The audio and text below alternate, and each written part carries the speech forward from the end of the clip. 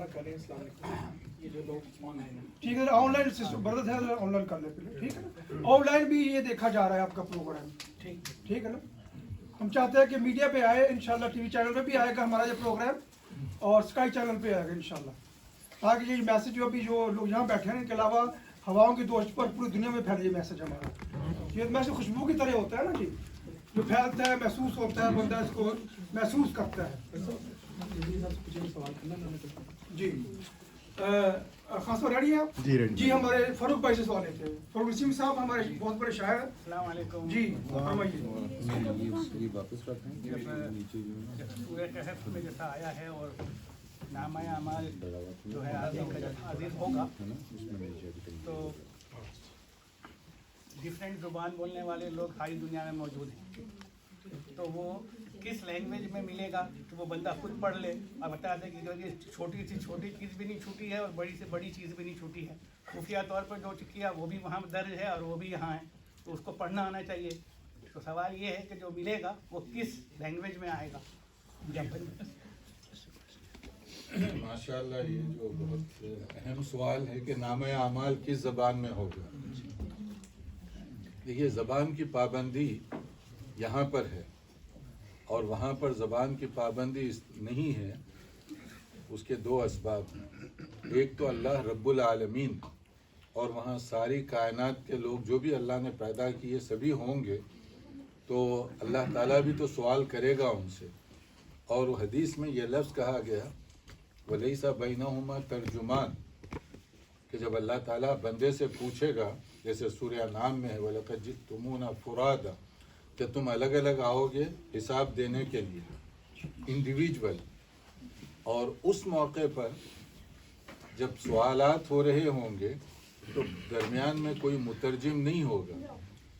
تو اس کا معنی یہ ہے کہ وہ آدمی جس سے پوچھا جا رہا ہے پوری طرح وہ سمجھ رہا ہے کہ مجھ سے کیا سوال ہو رہا ہے اور کیا جواب اس کا ہے. دوسرا اینگل اس کا اور بھی ہے کہ وہاں پر الیوم نختم علی افواہہم, کہ آج زبان بند کر دی جائے گی ان کی, ہاتھ بولنے لگیں گے, پاؤں بولنے لگیں گے, دیگر باڈی کے جو اعضاء ہیں آرگنس وہ بولنے لگیں گے.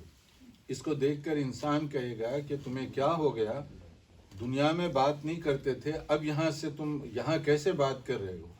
تو جواب یہ ہوگا کہ جو اللہ بولنے کی طاقت زبان میں رکھ سکتا ہے, کیا وہ ہاتھ سے نہیں بلوا سکتا یا پیر سے نہیں بلوا سکتا. تو ہاتھ خود گواہی دیں گے کہ مجھے کہاں کہاں کس جگہ پر استعمال کیا گیا, پاؤں گواہی دیں گے کہ مجھے کہاں استعمال کیا گیا. تو جب جسم کے اعضاء خود گواہی دیں گے پھر آگے ترجمان کی کیا ضرورت پڑے گی. شکریہ جی. جی سیکنڈ کوشچن شمس عارفی صاحب ہے جی ہمارے پیچھے. جی سر تشریف رکھے, اٹھے ذرا. آپ بائی پروفیشنل چارٹر اکاؤنٹنٹ ہیں اور مجسٹریٹ بھی ہیں, گورنر بھی ہیں, مجلس لا کورس میں بیٹھتے ہیں, یہاں پر لوگوں کو سزائیں بھی دیتے ہیں اور بری بھی کرتے ہیں. ان کی بہت سی خوبیاں کوئی عارفین ہیں اور شمس بھی ساتھ میں ہے. جی فرمائیے آپ کا سوال کیا ہے.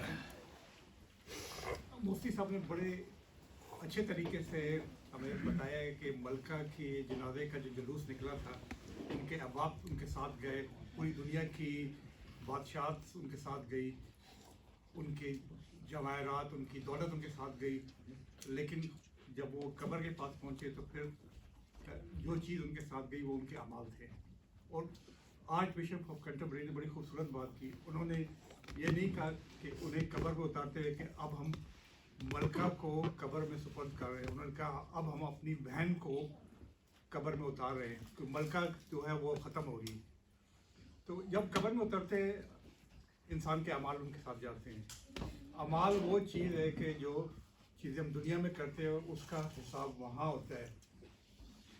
اب جہاں تک اسلام کا تعلق ہے, قرآن کا تعلق ہے, جہاں آخرت کا بیان ہوتا ہے اس کے ساتھ دنیا کا بھی بیان ہوتا ہے.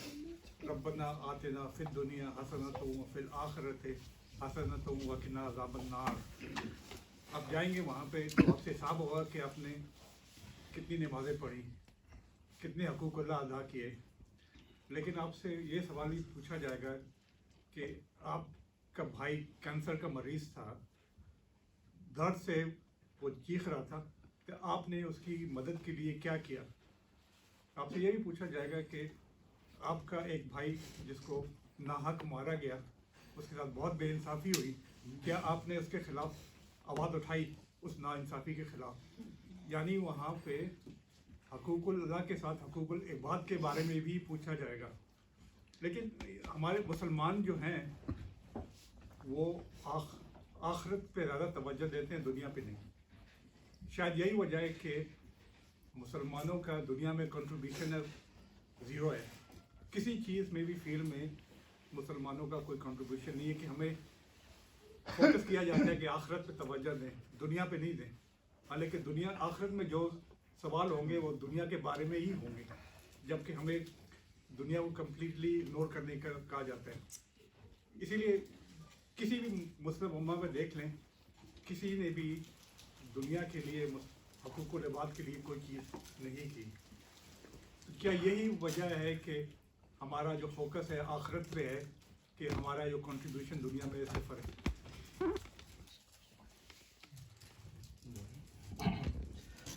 اس سلسلے میں اصلاح کی ضرورت ہے. ہمارا فوکس آخرت پر بھی نہیں ہے، زیادہ تر دنیا پر ہے، لیکن یہ روایتی انداز میں ہے، دیسی انداز میں ہے پوری مسلم دنیا میں. آخرت پر جو فوکس ہوتا ہے اس کے اندر شعور کی ضرورت ہے. آخرت پر فوکس انسان کو دنیا میں با اخلاق با کردار بناتا ہے، اس لیے کہ وہاں اکاؤنٹیبلٹی ہے، جو کچھ شیخ محترم نے بیان فرمایا. اس لحاظ سے ہم آخرت پر فوکس نہیں کرتے، بلکہ ہم کچھ گناہ کرتے ہیں اور کچھ نہ کچھ دے دیتے ہیں، آخرت کا نام لے لیتے ہیں، چلو گناہ معاف ہوا ہے. یہ فیشن کے انداز میں ہے اور اس پر بڑی تنقید ہے. قرآن کے اندر بھی آیات ہیں، احادیث بھی ہیں، اور یہ ناکامی کی علامت ہے. دنیاوی لحاظ سے اس کی وجہ یہ ہے کہ ہم نے دنیا کے اندر جو قرآن نے ہمیں سکیم بتائی ہے اس سے امت ہٹ چکی ہے. یہ ثواب کے لیے ہم سب کچھ کر رہے ہیں، سب کچھ ثواب پر ہے، اور ثواب کا بھی دیسی انداز ہے، روایتی اور ٹپیکل انداز ہے. ورنہ جو احسن خلق الموت والحیات لیبلوکم ایکم احسن عملا، موت اور زندگی کو اللہ تعالی نے پیدا کیا تاکہ وہ تم کو آزمائے کہ تمہارے اندر احسن العمل، بہترین اعمال کے حامل کون ہے. اور احسن العمل قرآن کے اندر بھی ہے، احادیث میں ہے. یہ تب مکمل ہوتا ہے جب حقوق اللہ حقوق العباد دونوں کا جو ہے نا وہ ایک امتزاج ہو خوبصورتی کے ساتھ. ہمارے ہاں نہ حقوق اللہ ہے نہ حقوق العباد ہیں. اس کی وجہ ہے جیسے کہ میں نے عرض کیا، ہمارا نظام تعلیم، نظام تربیت، مذہبی نظام اس وقت مختل ہے، وہ ایک لحاظ سے زوال کا شکار ہے. جو اصل دینی شعور ہے وہ قوم کو باشعور بنانے کی ضرورت ہے. مسلمان امت زمانی شعور سے پیچھے ہے اس وقت، اور قرآن شعور دیتا ہے، اب اس شعور کو اجاگر کرنے کی ضرورت ہے. یہی وجہ ہے. تو اس لیے ہمارا نہ تو فوکس آخرت پر ہے اس معنی میں جس معنی میں قرآن تعلیم دے رہا ہے، اور نہ دنیا پر ہے. اس لیے ہم ایجادات میں کیوں پیچھے ہیں اور ماضی میں کیوں آگے تھے؟ اس لیے کہ ہمارے اندر شعور، وہ اخلاق اور قرآن سے اصل تعلق کٹ چکا ہے، اور اس کو دوبارہ جوڑنے کی ضرورت ہے. اس میں ایک بات اور ذہن میں رکھیے آپ، یہ عمومی طور پہ یہ نہیں کہا جا سکتا کہ مسلمان ترقیاتی چیزوں میں پیچھے ہیں. یہ بات پورے معنی میں صحیح نہیں ہوگی، یہ بات کا آدھا حصہ ہے. اس وقت مسلمان پیچھے ہیں، لیکن جب مسلمان دین اور کو سمجھ رہے تھے، آخرت کو انہوں نے ترجیح دی، تو اس وقت وہ پوری دنیا کی امامت کر رہے تھے. اب آپ دیکھیے صحابہ کرام جو دین کو سمجھ رہے تھے، اور وہاں پر کہاں تک فتوحات کا سلسلہ چلتا پڑا. پھر اسی کا سلسلہ آگے چلتا گیا. ہارون الرشید کے زمانے میں بادل کو دیکھ کر یہ کہا گیا تھا امطری حیث شئتی فإن خراجک یأتینی الی. بادل کو چیلنج کرتے ہوئے کہا گیا تھا کہ تم جہاں چاہے جاؤ برسو، اور وہاں سے جو بارش ہوگی، جو غلہ پیدا ہوگا، بالآخر ہمارے ہی پاس آئے گا وہ. یعنی بادل کو چیلنج کر رہے ہیں کہ حدود اسلامی ریاست سے تم نکل ہی نہیں سکتے. اتنی بڑی ریاست تھی، اور اس وقت جو ایجادات ہوئی وہ پوری کی پوری جو اصل دنیا کو ملی، چاہے سائنس میں ہو، ٹیکنالوجی میں ہو، یا ایسٹرونومی کے اندر ہو، یا میتھمیٹک کے اندر ہو، یا میڈیسن کے اندر ہو، وہ سب اسی زمانے میں ہوئی تھی. اسی کو پھر بعد میں ڈیولپ کیا گیا. لیکن جوں پھر ہمارا آخرت سے حقیقی جیسے بتایا گیا رشتہ کم ہوتا گیا، نہ آخرت رہی نہ دنیا رہی. تو اس اعتبار سے اب آہستہ آہستہ ہم پیچھے ہوتے چلے گئے. تو اب جو پیچھے دکھائی دے رہے ہیں یہ دین اور دنیا دونوں کو چھوڑنے کی وجہ سے. اور وہ لوگ جو دین اور دنیا کو اپنائے ہوئے تھے وہ دنیا کے تو امام تھے. بغداد کے اندر دارالحکمہ قائم کیا گیا تھا کہ پوری دنیا کے اندر کوئی ریسرچ، کوئی تحقیق، کوئی چیز ایسی ہو جس کی ہمیں ضرورت ہے، فوری اس کا ترجمہ کروایا جاتا تھا اس زمانے میں. جی شکریہ جی. آپ کا سوال شمسی صاحب. وہ ڈاکٹر صاحب ہیں ان کا سوال. اچھا جی ڈاکٹر صاحب آپ فرمائیے. شارٹس ہے کہ انسان اپنی زندگی میں گناہ کرتا ہے، نیک کام بھی کرتا ہے، توبہ کا کتنا عمل دخل ہے اس کی آخرت میں یا بخشش میں؟ یہ توبہ جو ہے نا اللہ تعالیٰ نے ایک دروازہ رکھا ہوا ہے اور وہ توبہ اس کی زندگی کے آخری مومنٹ تک بھی چلتی ہے. التائب من الذنب کمن لا ذنب لہ. اگر کوئی آدمی سیریس ہو کر توبہ کرتا ہے تو اللہ تعالیٰ اس کے گناہ ایسے معاف کرتا ہے جیسے کہ اس نے گناہ کیا ہی نہیں. اور وہ توبہ کب تک قبول ہوگی کہ ان اللہ یقبل توبۃ العبد ما لم یغرغر. جب غرغرہ یعنی سکرات جو ہے وہ آخری مرض الموت جس کو ہم کہتے ہیں، اس سے پہلے اگر وہ توبہ کرتا ہے تو اس کی توبہ قبول ہے. کتنے گناہوں پر قبول ہے یہ ہم اس کی حد بندی نہیں کر سکتے. سورہ زمر کے اندر اس سلسلے میں آیت 53 ہے، بہت اہم آیت ہے. قل یا عبادی الذین اسرفوا علی انفسہم لا تقنطوا من رحمت اللہ ان اللہ یغفر الذنوب جمیعا. کہ اللہ تعالیٰ تمہارے سب کے سب گناہوں کو معاف کرنے کے لیے تیار ہے، حتیٰ کہ جو سب سے بڑا گناہ ہے وہ شرک ہے. ایک مشرک مرنے سے پہلے توبہ کر لیتا ہے تو اللہ اس کے گناہ کو بھی معاف کرنے کے لیے تیار ہے. تو کوئی حد بندی نہیں ہے. لیکن اگر کوئی ایسا مسئلہ ہے جس کا تعلق بندوں کے حقوق کے ساتھ ہے، مثلا کسی کا پیسہ لیا اور ادا کیے بغیر مر گئے، تو اللہ اس کی توبہ قبول نہیں کرے گا جب تک کہ اس کی پیمنٹ کا بندوبست نہ ہو. یا کسی کی زمین ہے، جائیداد ہے، ہڑپ کر لی طاقت کے زور پر، تو وہ اللہ تعالیٰ اس کو معاف نہیں کرے گا جب تک وہ کلیئرنس نہ ہو جائے وہاں سے. حقوق اللہ کے مسئلے میں اللہ تعالیٰ معاف کرنے والا ہے، اور حقوق العباد کا مسئلہ ذرا زیادہ سیریس. جی آپ اٹھ کے سر سوال کیمرے کہاں آنکھ سے کیا چھوڑی ہے. السلام علیکم. نعیم شامل آگے آپ کنٹرول میں آ جائیں. جی نعیم شامل سالیول مسجد سے. میرا سوال اسی سوال سے آپ کی تھوڑی سی ایکسٹینشن ہے کہ جیسے آپ نے کہا کہ آخرت میں ہمیں نامہ اعمال ملے گا. اچھا دنیا میں ہمیں کہا جاتا ہے کہ بہت سارے ایسے اعمال ہیں جن کے کرنے سے دو گناہ ہمیں بتائے گئے ہیں، گناہ صغیرہ اور گناہ کبیرہ. کچھ اعمال ایسے ہیں جن کے کرنے سے گناہ صغیرہ معاف ہو جاتے ہیں، اور کہا ہے گناہ کبیرہ تب معاف ہوں گے جب آپ توبہ کریں گے سچے دل سے اللہ سے. تو کیا جب میرے سے ایک گناہ کبیرہ ہوا، میں نے اس پہ توبہ کی اللہ سے سچے دل سے، جب آخرت میں نامہ اعمال دیا جائے گا، جب میری ساری ریکارڈنگ دی جائے گی، کیا اس کو وہاں سے ایلیمینیٹ کر دیا جائے گا یا پھر بھی وہاں پہ وہ ریٹرن ہوگا؟ اور وہ یہ اگر کوئی آدمی مشرک ہے، شرک سے وہ توبہ کر کے چھوڑ دیتا ہے مرنے سے پہلے، تو وہ اس کے نامہ اعمال سے تو حذف کر دیا گیا نا، کیونکہ اس نے مرنے سے پہلے وہ ختم کر دیا تھا. تو اسی لیے ایک حدیث میں کہا گیا الاسلام یہدم ما کان قبلہ. اگر کوئی نیو مسلم آج مسلمان ہو رہا ہے، اس سے پہلے کے جو اس کے گناہ ہیں وہ اس کو ختم کر دیا جاتا ہے. تو اس کا مطلب ہے کہ وہ زندگی کا نیا آغاز کر رہا ہے وہاں پر. اور اگر ایک عام مسلمان سے جیسے کچھ گناہ ہو جاتے ہیں، ایک گناہ ہے جس کو ہم کہتے ہیں نا، جو آپ نے کہا گناہ صغیرہ، جی یعنی کوئی ایسی غلطیاں جو ایکسیڈنٹلی ہو رہی ہیں، بغیر ارادے کے ہو رہی ہیں. تو کچھ نیکیاں ایسی ہیں جو اس کو ختم کرنے کا ذریعہ ہیں. جیسے آدمی وضو کرتا ہے تو وضو کے پانی کے ساتھ اس کی جو یہ چھوٹی لغزشیں ہیں پانی کے خطرات کے ساتھ گر پڑتی ہیں، یعنی وہ آٹومیٹک نیکی کر رہے ہیں اور وہ گناہ جو ہو گئے تھے بھول کر وہ ختم ہو جاتے ہیں. ان الحسنات یذہبن السیئات. نیکی تم کرو گے تو جو بھول چوک مسٹیک ہو گئی اللہ تعالیٰ معاف کرنے والا ہے. مگر کبیرہ گناہ توبہ اور حقوق العباد کا مسئلہ اس کے ساتھ کلیئر کرنا ضروری ہے. وہ آٹومیٹک میں نہیں ہوگا، چاہے آدمی حج کر لے، عمرہ کر لے، مگر بندوں کے جو حقوق ہیں وہ اس سے کلیئرنس کے بغیر نہیں ہوگا. جی عمر شیر بھائی. یہاں ایک مسکنسیپشن ہے کہ ہم بہت بڑے نیکی کا کام بھی کرتے ہیں، عمرہ، حج، مگر اس نیت کے ساتھ جو گناہ کرتے ہیں تو ان کی معافی ہو، اور اس کے بعد ان گناہوں کو ہم دوبارہ کر رہے ہیں۔ تو لہٰذا توبہ کا مطلب یہ ہوتا ہے کہ آپ صدق دل کے ساتھ، پکے ارادے کے ساتھ توبہ کریں۔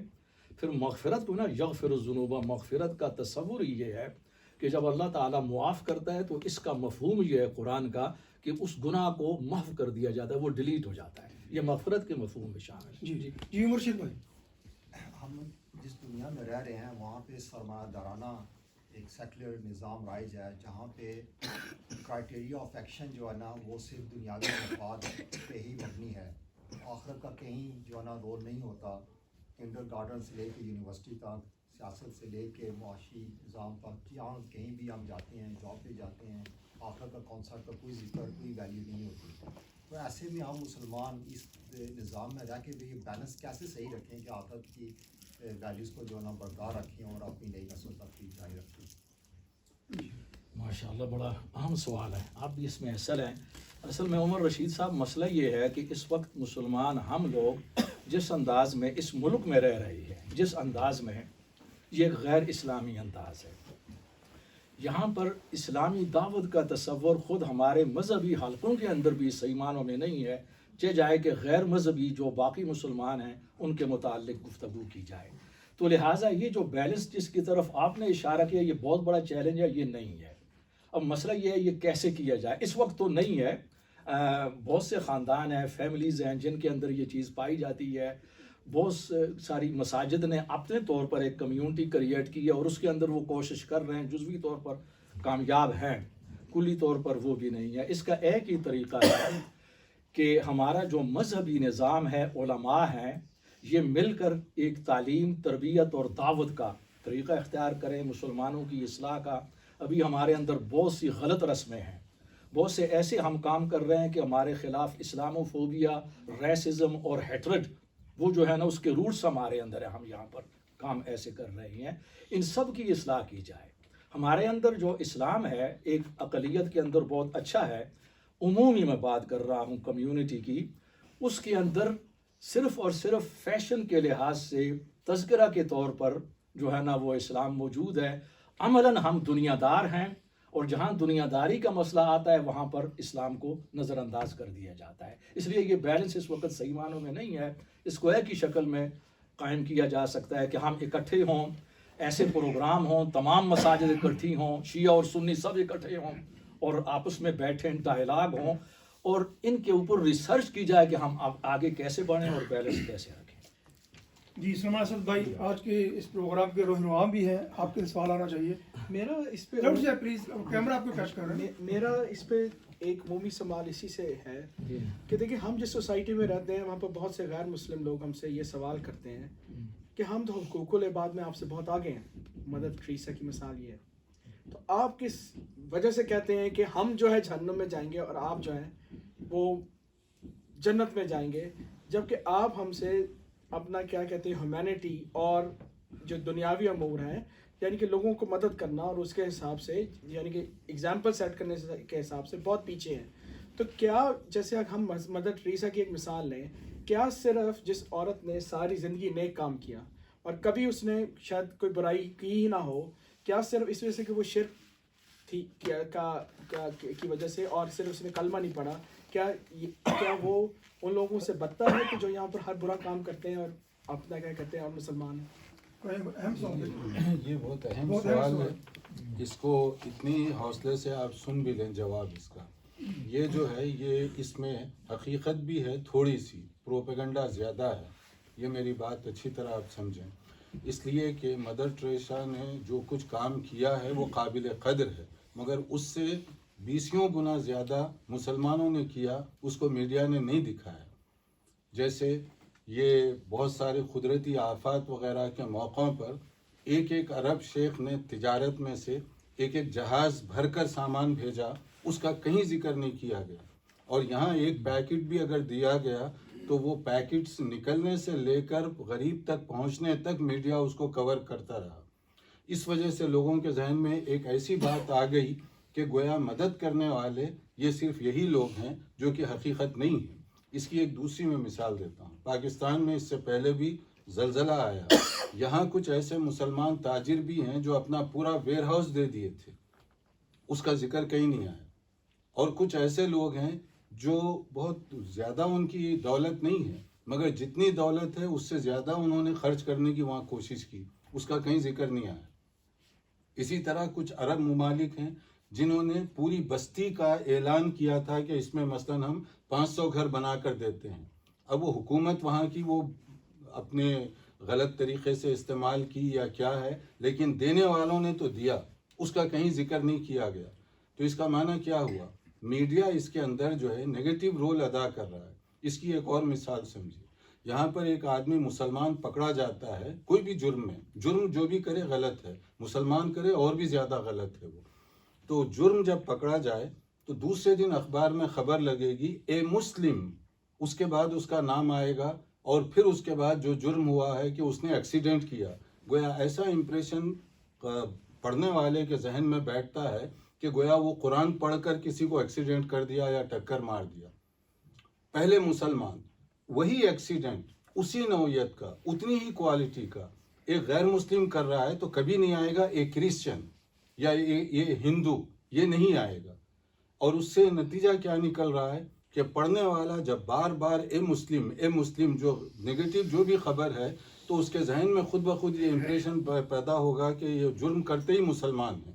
اور کبھی کسی کو غلطی سے پکڑا جائے، بڑی بڑی خبروں میں تو آ گیا، دوسرے دن اس کو چھوڑ دیا گیا، اتنی بڑی خبر نہیں لگے گی کہ مسلمان کو بری بھی کر دیا گیا اور اس کے خلاف کوئی جرم ثابت نہیں ہوا. تو اس طرح کی چیزوں کی وجہ سے لوگوں کے ذہن میں یہ غلط فہمی پیدا ہو گئی کہ شاید مسلمان جو ہے یہ اس طرح کے موقعوں پر وہ لوگوں کو خرچ نہیں کرتے یا دیتے نہیں ہیں. مگر اس کے باوجود ہم کہتے ہیں چاہے غیر مسلم خرچ کرے یا مسلمان کرے، جو بھی کرے، انصاف سے اس کا ذکر ہونا چاہیے. اگر انصاف سے ذکر نہ ہو تو پھر ایسی کچھ مثالیں بہت زیادہ ہائی لائٹ ہو جاتی ہیں، اور اس سے زیادہ جو خدمات انجام دی گئی ہیں ان کا وہ ذکر کہیں دور دور تک بھی نہیں آتا. یہ تھوڑی سی بے انصافی ہوتی ہے. باقی رہا آخرت میں نجات کا تعلق. دیکھیے آخرت کا بھی ایک نظم ہے جیسے دنیا کا ایک نظم ہے. آخرت میں نجات کے لیے ایمان باللہ یہ بنیادی شرط ہے، اور یہ کرسچینٹی میں بھی موجود ہے، یہودیت کے اندر بھی موجود ہے. اگر وہ ایمان باللہ اور ایمان بالآخرت نہ ہو تو وہ کرسچن نہیں ہو سکتا، یا اسی طرح وہ یہودی بھی نہیں ہو سکتا. حتیٰ کہ ہندوؤں کے پاس اس کا ایک تصور موجود ہے، اور اگر وہ نہ ہو تو وہ ہندو نہیں بن سکتا. تو یہ صرف مسلمانوں کی بات نہیں ہے. اللہ پر ایمان اور آخرت پر ایمان یہ ضروری ہے آخرت کی کامیابی کے لیے. اگر کوئی بھی آدمی بائی برتھ کوئی مسلمان ہے لیکن اللہ کو نہیں مانتا یا آخرت کو نہیں مانتا، فیملی کے حساب سے وہ مسلمان ہے، تو اس کی بھی نجات نہیں ہے.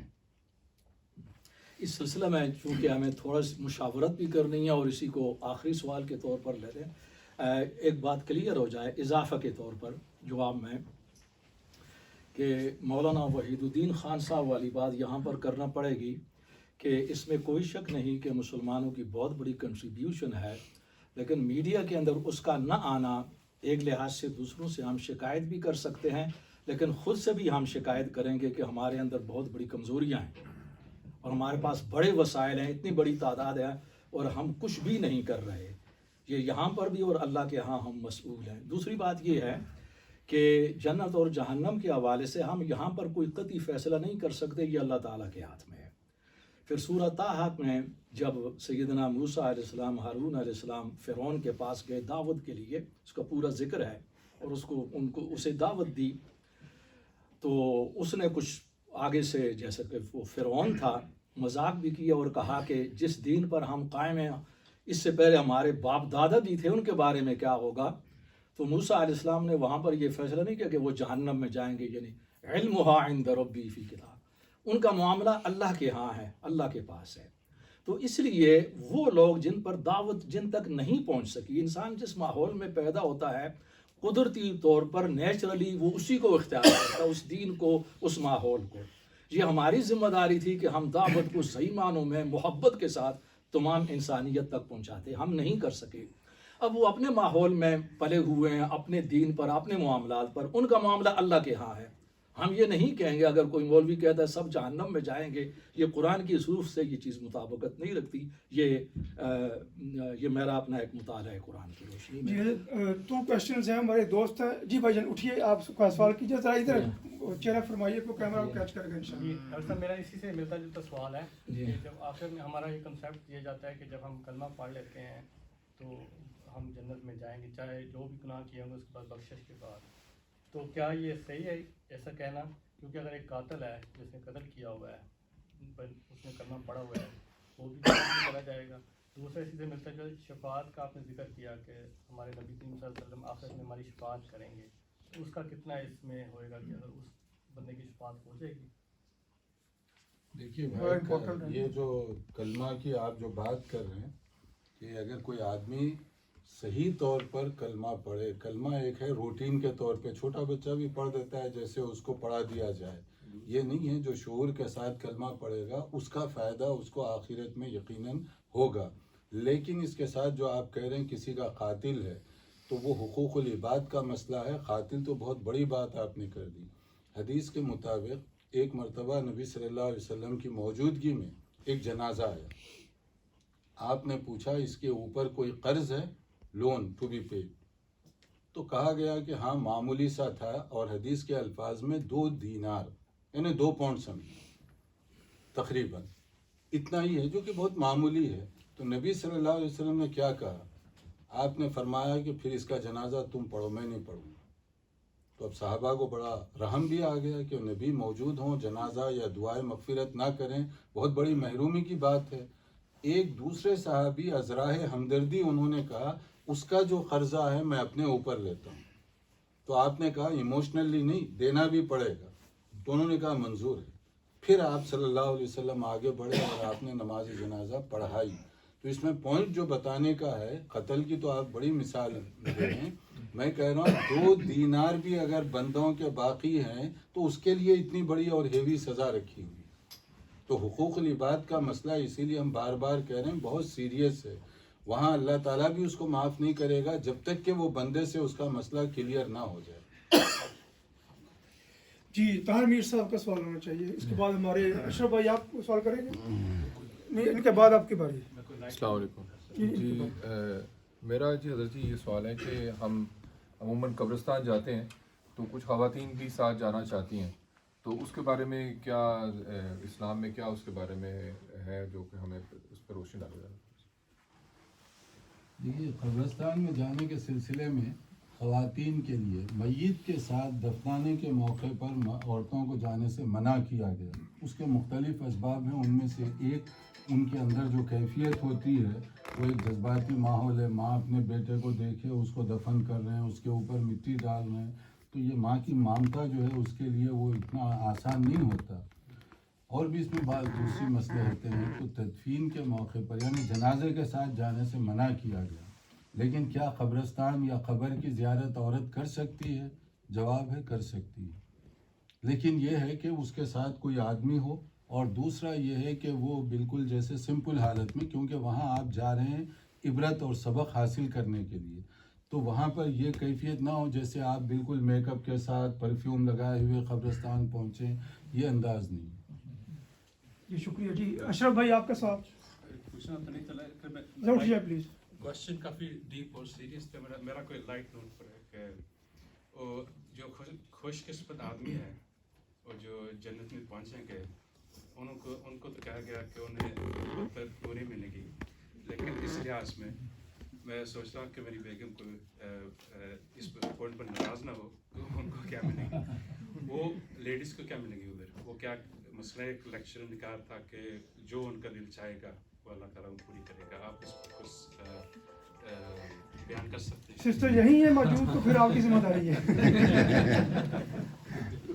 دیکھیے، اس سلسلے میں یہ عموماً سوال کیا جاتا ہے یہاں مغربی سوسائٹی میں زیادہ، اور ہمارے یہاں مشرقی سوسائٹیز میں بھی بڑا اہم کویسچن ہے. اس سلسلے میں قرآن کریم کے اندر ہے وَلَكُمْ فِيهَا مَا تَشْتَهِي أَنفُسُكُمْ وَلَكُمْ فِيهَا مَا تَدَّعُونَ. حامی مسیدہ کہ جو تم خواہش کرو گے، جو چاہو گے وہ وہاں پر مل جائے گا. اصولی بات یہ ہے کہ جنت کے اندر جب جتنے بھی لوگ جائیں گے جنت کی فضا وہاں وہ ایک پرفیکٹ فضا ہوگی. وہ سوچ یہاں دنیا کی سوچ نہیں ہوگی, وہ بالکل نیا جہان ہوگا. اور وہاں پر اللہ تعالیٰ سب کچھ عطا کرے گا جو ہم یہاں پر تصور نہیں کر سکتے. اور اس کا دوسرا پہلو یہ ہے کہ جنت اور جہنم کے متعلق جو دنیا ہے یہ قرآن کریم کی متشابہات آیات میں سے ہے.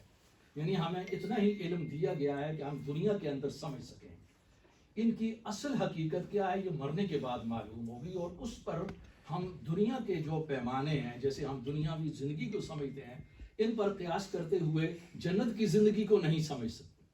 وہاں پر جو ہمیں ذہن ملے گا جو اونچا وہاں پاکیزگی وہ اس ذہن کے مطابق ہم اللہ تعالیٰ سے چاہیں گے سوال کریں گے اور اللہ فوراً عطا کرے گا.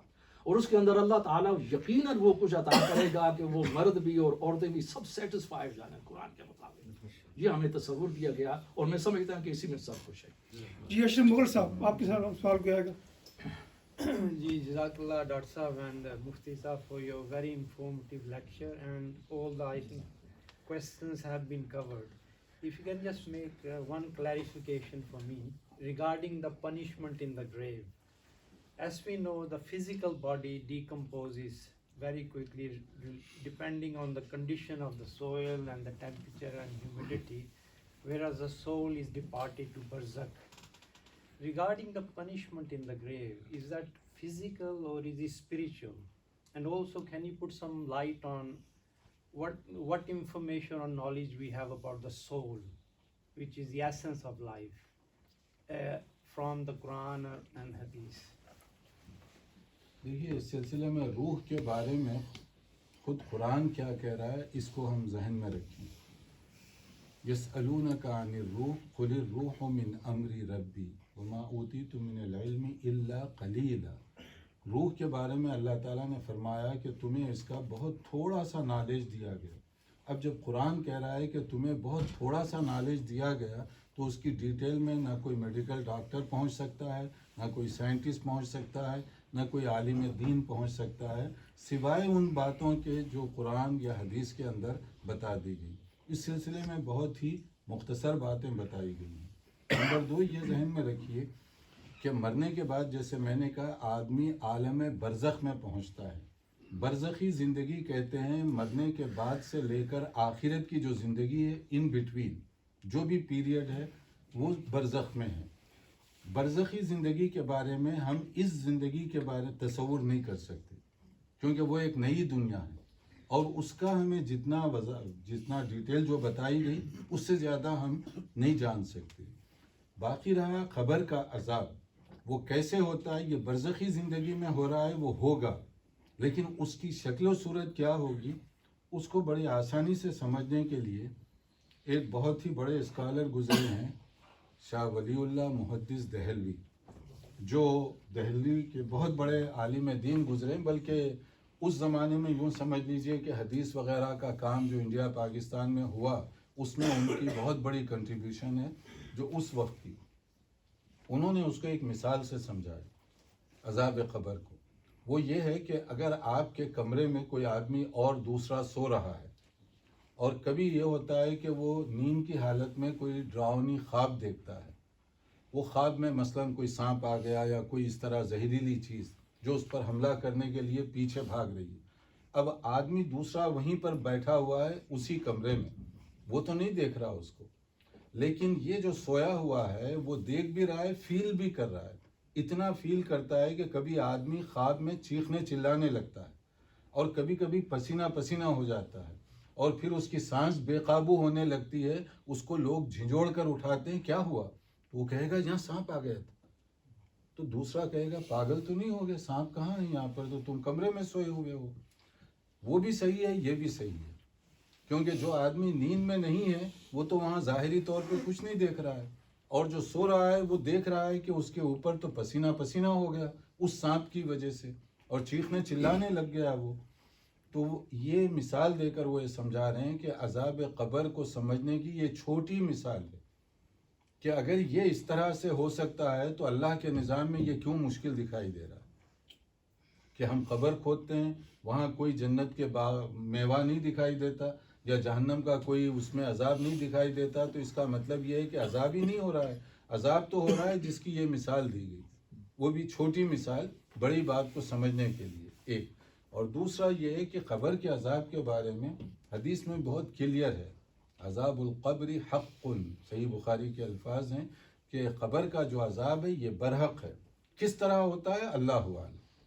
اور قرآن مجید میں بھی اس سلسلے میں کہا گیا کہ خاص طور پہ فرعونیوں کا جہاں ذکر کیا گیا اس کے اندر سورہ مومن آیت 46, النار یعرضون علیہا غدوا وعشیا ویوم تقوم الساعة ادخلوا آل فرعون اشد العذاب.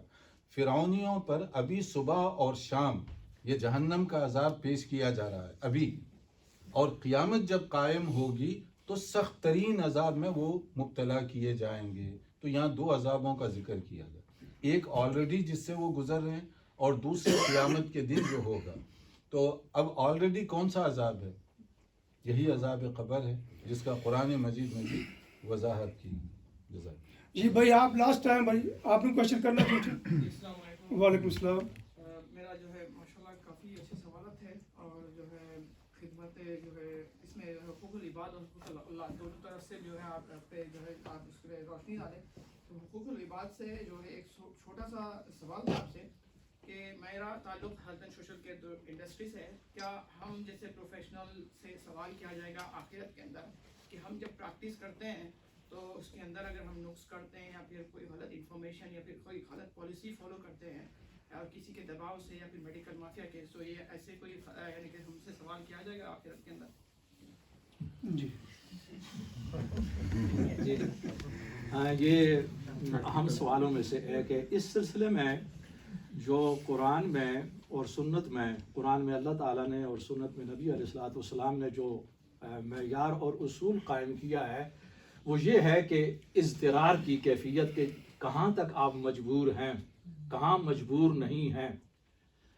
جہاں پر آپ مجبور ہیں صحیح معنی کے اندر تو وہاں پر آپ کے لیے رعایت ہے, اور وہاں پر قانون کے اندر بھی آپ کے لیے رعایت ہے. ٹھیک ہے, وہاں پر کوئی گناہ نہیں ہے. لیکن جہاں آپ مجبور نہیں ہے, آپ سمجھتے ہیں کہ یہاں پر مجھے بولنا چاہیے اور زیادتی ہے اور میری طرف سے بھی زیادتی ہو رہی ہے, وہاں پر مناسب انداز میں اسی فضا کو سامنے رکھتے ہوئے آپ کو کام کرنا ہوگا. یہ بہت بڑا جہاد ہوگا آپ کی طرف سے, ورنہ یہ بات نوٹ ہوگی اور قیامت کے روز آپ سے پوچھا جائے گا. اب مسئلہ یہ ہے کہ اس صورتحال کے اندر آپ کو خود فیصلہ کرنا ہے کہ اس کا معیار کیا ہے مجبوری کا, وہ مجبوری فی الواقع ہے یا نہیں ہے. بسا اوقات ہم لوگ مجبوری کو فرض کر لیتے ہیں, مجبوری ہوتی نہیں ہے. بعض حالات میں ہمت سے کام لینا پڑتا ہے, لیکن بعض اوقات صحیح معنوں میں مجبوری ہوتی ہے.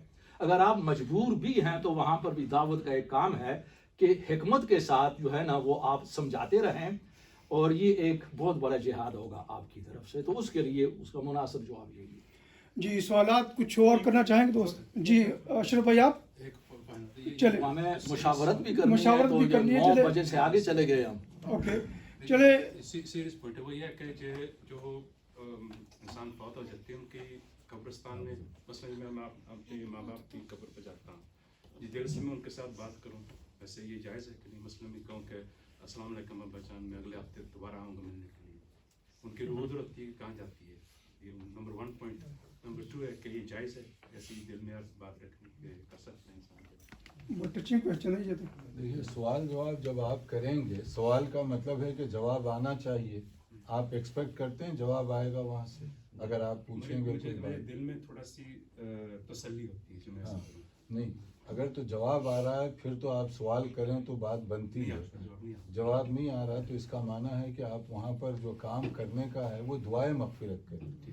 باپ کا بیٹے کے اوپر یہ حق ہے کہ وہ جب بھی دعا, صرف قبرستان میں جب بھی دعا کرے, جتنا ممکن ہو سکے اپنے گزرے ہوئے والدین کے لیے خاص طور پر وہ دعا کرتا رہے. اس کے لیے وہ فائدہ پہنچانے والی چیز ہے. باقی جو ان کے ساتھ گفتگو والا انداز ہے, یہ گفتگو والا انداز نہیں ہے, بلکہ جاتی جو حدیث میں ہمیں بتایا گیا, السلام علیکم یا اہل القبور یغفر اللہ لنا ولکم انتم سلفنا ونحن بالاثر, کہ وہاں جا کر یہ اس طرح کی دعا کرو کہ اللہ تمہاری مغفرت فرمائے. ہم میں اور تم میں یہ فرق ہے کہ تم پہلے آ گئے, ہمیں بھی یہیں پر آنا ہے لیکن ہم بعد میں آئیں گے, تو گویا دعائے مغفرت اصل مقصد ہونا چاہیے. دوسرا یہ ہے کہ سبق اپنے لیے ریمائنڈر، کسی قبر کو آدمی دیکھے، خاص طور پہ اپنے رشتہ دار یا دوست کی، تو اس کی وجہ سے ایک عبرت اور سبق پیدا ہو سکتا ہے. تو عبرت لینے کے لیے وہاں جانے کا حکم دیا گیا. جی بہت شکریہ دوستوں کا. ابھی بھائی ٹائم آخری بات میں یہ کروں گا کہ ان سارے امور میں نبی علیہ الصلوۃ والسلام نے عملی طور پر اپنا ایک نمونہ قائم کیا ہے کہ قبرستان میں کیسے جائیں، کیسے دعا کریں، ابھی اس کا طریقہ بتا دیا گیا ہے. اسی طرح قبروں کے متعلق ہمارے ہاں فیشن بن چکا ہے یہ جو پکی قبریں، اور مولانا محترم جو بیان کر رہے تھے کہ قبر کا پورا آلریڈی نقشہ ہے، پورا بزنس ہے. یہ اس روحانیت کے خلاف ہے، اس تعلیم کے خلاف ہے جہاں ہم عبرت حاصل کر سکتے ہیں. حکم یہ ہے کہ قبر بالکل کچی ہو، اور اس میں بہت بڑی حکمتیں ہیں، بہت بڑی حکمت. اب وقت نہیں ہے کہ اس کو کچا رکھا جائے، لیکن ہم اس سے ہٹ چکے ہیں.